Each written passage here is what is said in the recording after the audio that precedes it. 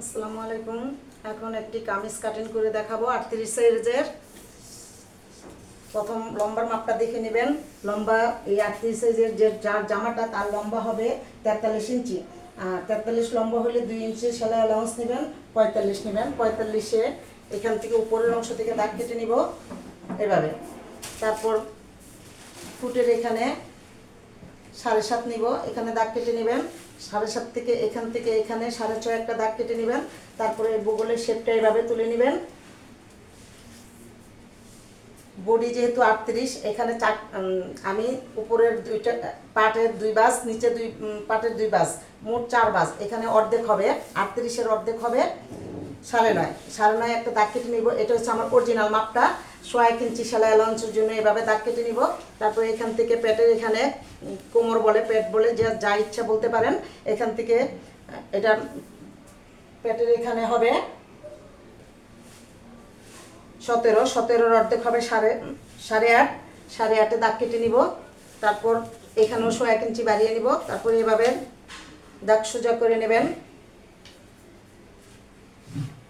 এখন আমি চলে আসবো গ্যারের এখানে। গ্যার হবে 25-25-এর অর্ধেক হচ্ছে 12.5। 12.5 এখানে আমি দাগ কেটে নিব।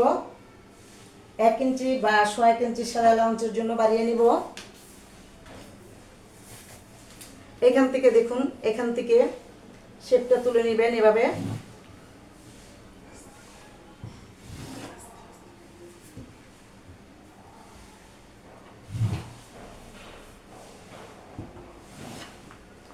এটা হচ্ছে আমার গেরের মাপ, আর এটা হচ্ছে সাইডের ফ্রেমের মাপ।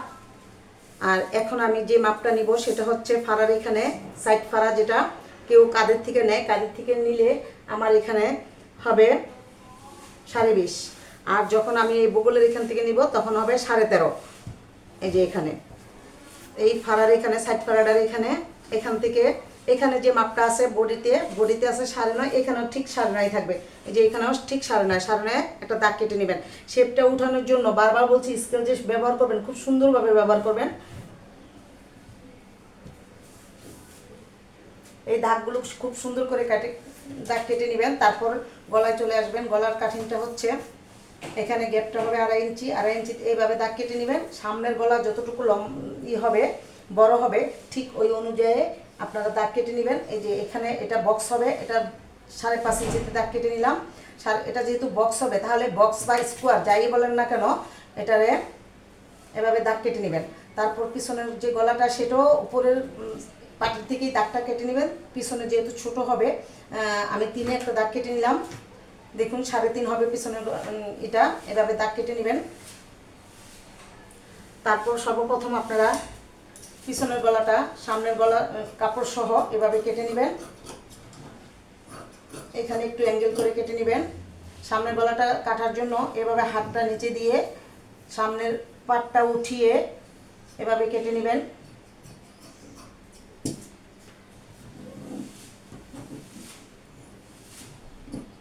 এটাকে আরমোল বলে। এই আরমোলটা আপনারা এইভাবে দাগ বরাবর কেটে নেবেন।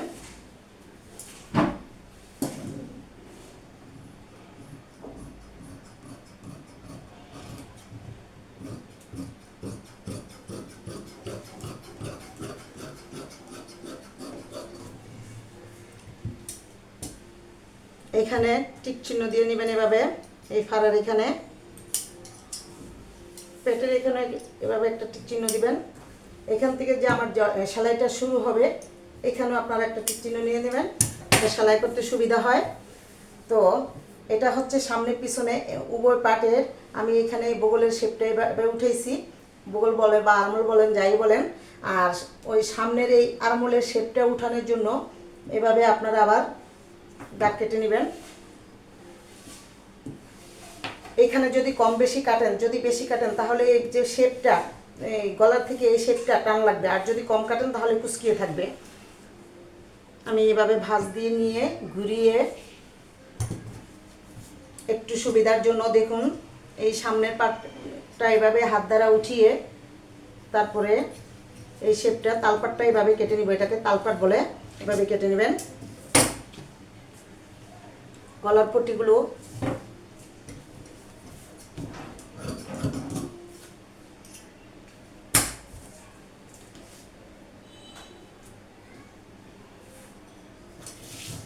দেখুন গলার পটিগুলো এই যে সাইডের থেকে যে কাপড়টা বের হয় সেটাকে এভাবে ভাঁজ দিয়ে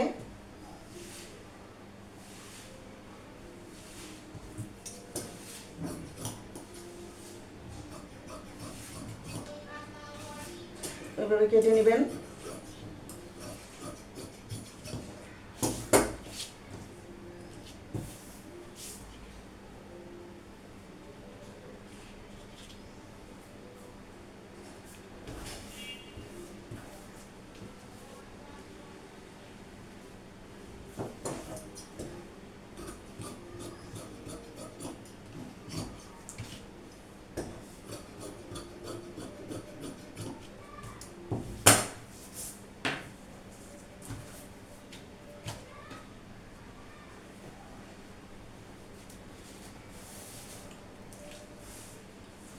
এটা হচ্ছে হাতার কাপড়। হাতার কাপড়টা এভাবে দুইটা ভাঁজ করে সমান করে ধরে এভাবে সমান করে নেবেন আগে, তারপরে আরেকটা ভাঁজ করবেন। এভাবে চেকগুলো সোজা করার চেষ্টা করবেন। অনেক সময় চেক একা বাঁকা থাকে, আঁকা বাঁকা থাকলে সোজা করে নেবেন, এভাবে কাটিং করে নেবেন সামনের থেকে। সামনে যে হেমটা হবে তার জন্য 1 ইঞ্চি সেলাইয়ের জন্য নিয়ে নেবেন। 1 ইঞ্চি পরিমাণ ভাত দিয়ে এভাবে দাগ কাটবেন। মোহরা যা থাকবে, মোহরা থাকবে এখানে হচ্ছে ডিভাইডেড হাতার মতো, এটা হবে 15 মোহরা থাকলে যে 7.5 দাগ কেটে নেবেন। আর 1 ইঞ্চি সেলাই অ্যালাউন্সের জন্য নেবেন এভাবে। তারপর লম্বার মাপটা দেখবেন, লম্বা থাকবে 16.5। দেখুন এখান থেকে 1 ইঞ্চি সেলাই অ্যালাউন্স বাদ দিয়ে এখানে 16.5তে একটা দাগ কেটে নেবেন। এখন এই শেপটা তুলে নেবেন, বগলের এই শেপটা এখান থেকে এভাবে তুলে নেবেন। তারপর এই যে এখান থেকে এই দাগ টেনে নেবেন। এখান থেকে এটা কিন্তু একটু অ্যাঙ্গেলে এভাবে হবে, যেহেতু এটা ডিভাইডেড হাতা।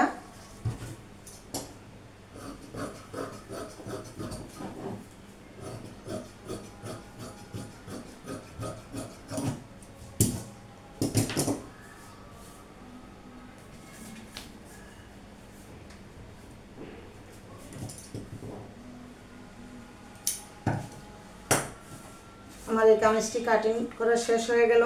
যদি আপনাদের বুঝতে কোথাও কোনো সমস্যা মনে করেন আমাকে কমেন্ট করে জানাবেন, আমি পরবর্তী ভিডিওতে আপনাদেরকে দেখিয়ে দেব।